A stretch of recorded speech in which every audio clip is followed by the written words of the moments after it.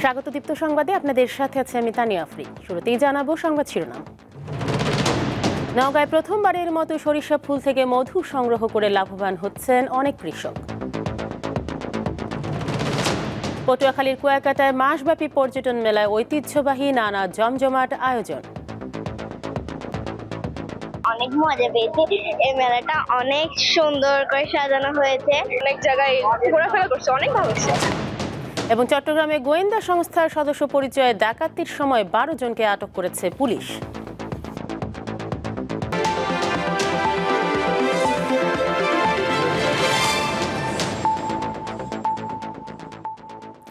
দেখছিলেন শিরোনাম, এবারে পুরো খবর। প্রথমবারের মতো নওগাঁয় সরিষা ফুল থেকে মধু সংগ্রহ করছেন কৃষকেরা। এই জন্য তাদের প্রশিক্ষণের কর্মসূচি গ্রহণ করেছে কৃষি বিভাগ। সরিষা চাষের পাশাপাশি মধু সংগ্রহ করে লাভবান হচ্ছেন জেলার অনেক কৃষক। ফুলে ফুলে উড়ে বেড়ায় মৌমাছি, আর মৌমাছির মাধ্যমে তৈরি মৌচাকে পাওয়া যায় মিষ্টি মধু। এবার নওগাঁর সরিষা মাঠ থেকে মধু সংগ্রহের উদ্যোগ নেওয়া হয়েছে। এর জন্য মাওয়ালিদের পাশাপাশি কৃষকদের মধ্যেও মধু সংগ্রহের কার্যক্রম শুরু করেছে কৃষি বিভাগ। প্রাথমিকভাবে জেলার রানীনগর, আত্রাই, বদরগাছি ও মান্দার উপজেলার আগ্রহী কৃষকদের বিনামূল্যে 5টি করে মৌ বক্স প্রদান করা হয়েছে। অনেক কৃষক আবার নিজের অর্থায়নে মৌ বক্স কিনে সরিষা ফুল থেকে মধু সংগ্রহ করছেন। সবজি চাষের পাশাপাশি মধু চাষটা করলে বলা আমার খুব সুবিধা, সবজির ফলনটাও একটু বেড়ে দেবে। দেখছেন মেলাগুলা বক্স, এখন মধু সংগ্রহ চলছে। ভালোভাবে পরিচর্যা করা যায় তাহলে একটা বক্সে সরিষা এবং লিচু দিয়ে 1.5 মণ মধু হওয়া সম্ভব। আমার একটু করার ইচ্ছুক আছে। বক্স থেকে সপ্তাহে একবার মধু সংগ্রহ করা যায়। বর্তমানে প্রতি কেজি মধু 4 থেকে 450 টাকায় বিক্রি হচ্ছে। সরিষা খেতে মৌমাছির আনাগোনা বেশি থাকায় পরাগায়ন দ্রুত হয় এবং সরিষার ফলনও বেড়ে যায়। এই মধু অরিজিনাল মধু, এই মধু সহজে পাওয়া যায় না, বাজারে কিনতে গেলে অনেক ভেজাল মধু। এই জন্যে আমরা অরিজিনাল মধু অনেক দূরে থেকে আসছি নেওয়ার জন্যে। খুব কষ্ট করে চাষের মধু আমার দেখে খুব ভালো লাগছে।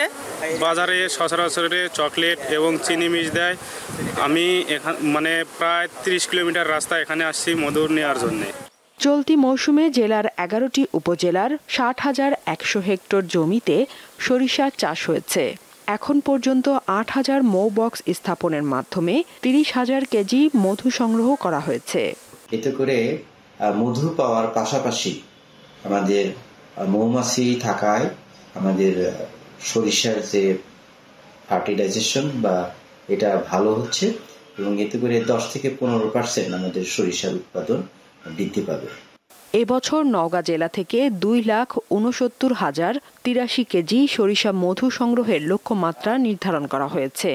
এই লক্ষ্য অর্জন সম্ভব বলে মনে করেন সংশ্লিষ্টরা। দীপ্ত, বার্তা কক্ষ।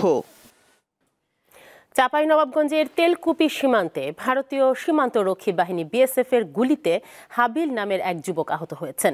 তিনি শাহবাজপুর ইউনিয়নের মোল্লাটোলা গ্রামের বেলাল হোসেনের ছেলে।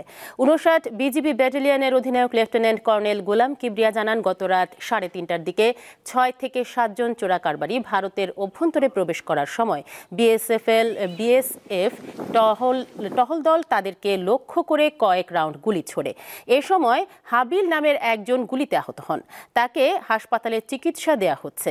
এ ঘটনায় বিজিবি বিএসএফ পতাকা বৈঠক করে তীব্র প্রতিবাদ জানিয়েছে বাংলাদেশ।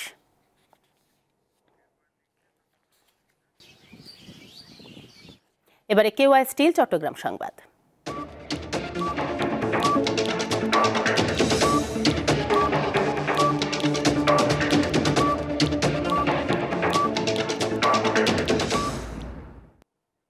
চট্টগ্রামে গোয়েন্দা সংস্থার সদস্য পরিচয়ে ডাকাতির সময় 12 জনকে আটক করেছে পুলিশ। গত রাত 11:30টায় নগরীর খুলশীতে একটি আবাসিক ভবনে এ ঘটনা ঘটে। এ সময় ডাকাত দল ভবনের 8ম তলায় পদ্মা অয়েল কোম্পানির ব্যবস্থাপনা পরিচালক গিয়াসউদ্দিন ও একটি বেসরকারি প্রতিষ্ঠানের কর্মকর্তা কামরুল ইসলামের বাসায় প্রবেশের চেষ্টা করে। পরে বিষয়টি জানাজানি হলে পুলিশ ঘটনাস্থলে পৌঁছে ডাকাতদের আটক করে। এ সময় তাদের কাছ থেকে একাধিক খেলনার পিস্তল সহ অন্যান্য সরঞ্জাম জব্দ করা হয়। তাদের কাছ থেকে একটি গোয়েন্দা সংস্থার ভুয়া পরিচয়পত্র উদ্ধার করা হয়েছে।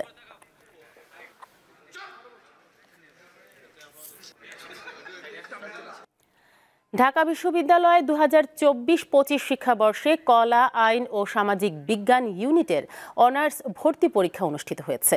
এবার একটি সিটের বিপরীতে লড়ছেন 42 জন। এবার মুক্তিযোদ্ধার নাতি নাতনি কোটা বাদ দেওয়া হয়েছে। দেশের সর্বোচ্চ বিদ্যাপীঠ ঢাকা বিশ্ববিদ্যালয়ে ভর্তি হতে প্রতি বছরই আবেদন করেন লাখ লাখ শিক্ষার্থী। এবারও আবেদন করেছেন লক্ষাধিক। শনিবার অনুষ্ঠিত হয়েছে কলা, সমাজবিজ্ঞান ও আইন বিভাগের ভর্তি পরীক্ষা। সকাল 9টা থেকেই ভর্তি ইচ্ছুরা ক্যাম্পাসে আসতে থাকেন। বেলা 11টায় শুরু হয় পরীক্ষা। আত্মবিশ্বাস নিয়ে ভর্তি পরীক্ষায় অংশ নেন শিক্ষার্থীরা।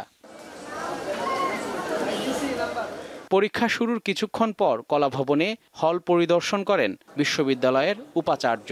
ভর্তি পরীক্ষা সুষ্ঠু ও শান্তিপূর্ণভাবে হওয়ায় সন্তোষ প্রকাশ করেন তিনি। আমরা কিছু কার্যকর পদক্ষেপ নিয়েছি। আমাদের কিছু কোটা, মুক্তিযুদ্ধের কোটা, আমরা নাতি নাতনি পর্যায়ের যে অংশটুকু ছিল সেটি আমরা একদম পদ্ধতিগতভাবে একটি প্রক্রিয়ার মধ্য দিয়ে যেয়ে এটি এখন সন্তান পর্যায়ে এসছে। বেলা 12:30টায় শেষ হয় পরীক্ষা। প্রশ্ন সহজ হয়েছে বলে জানান অনেকে। প্রশ্ন আলহামদুলিল্লাহ সোজাই এসেছে, আর সেই সাথে গার্ডও ভালোই দিয়েছে সবাই। আলহামদুলিল্লাহ ভালোই হয়েছে, বাট রিটেনটা হচ্ছে সিলেবাসের বাইরে থেকে আসছে। একটু নার্ভাস ছিলাম, একটুই ছিলাম। প্রশ্ন আলহামদুলিল্লাহ মোটামুটি সহজই আসছে। প্রশ্নের প্যাটার্ন ভালো ছিল, উন্নত মানের ছিল। কলা, আইন ও সমাজবিজ্ঞান ইউনিটে মোট 2934 আসনের বিপরীতে এবার আবেদন করেছেন 1,25,500 জন। ঢাকাসহ 8টি বিভাগীয় শহরে হয়েছে পরীক্ষা। জহিরুল মোহসান, দীপ্ত সংবাদ, ঢাকা। পূর্বাচলে চলছে ঢাকা আন্তর্জাতিক বাণিজ্য মেলা। সেখানে রয়েছেন আমাদের সহকর্মী নূর আলম, সরাসরি যুক্ত হচ্ছেন তিনি। নূর, আজ মেলায় ক্রেতা, দর্শনার্থী ও বেচা বিক্রি কেমন দেখছেন সেখানে?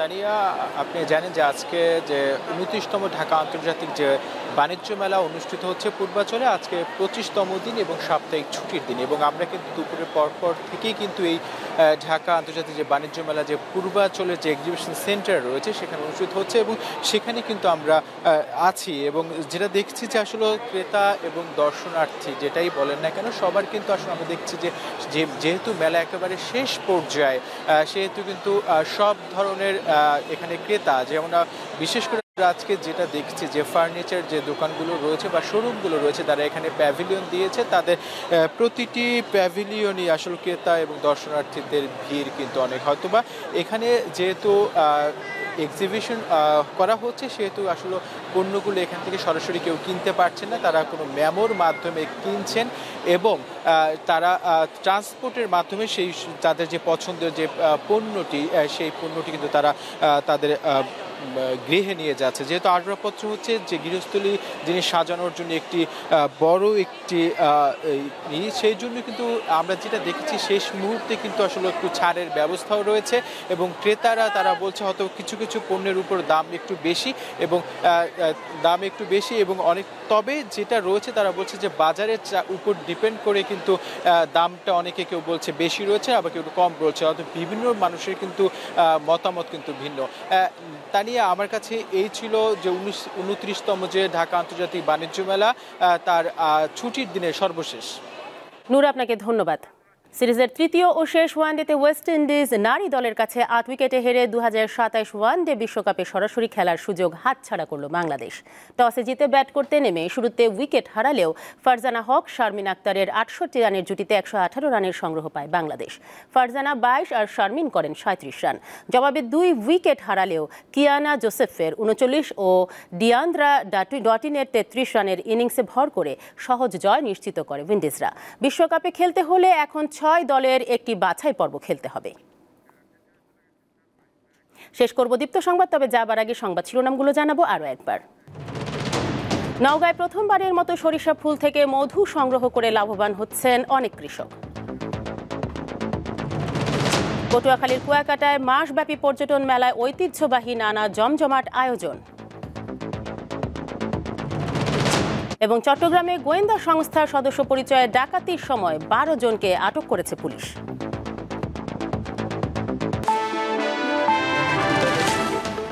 এ ছিল এখনকার মতো। আমাদের পরবর্তী সংবাদ সন্ধ্যা 6:40। দর্শক, আরো তথ্য ও বিনোদনের খবর পেতে যুক্ত থাকুন দীপ্ত ডিজিটাল প্ল্যাটফর্মগুলোতে। ধন্যবাদ সবাইকে।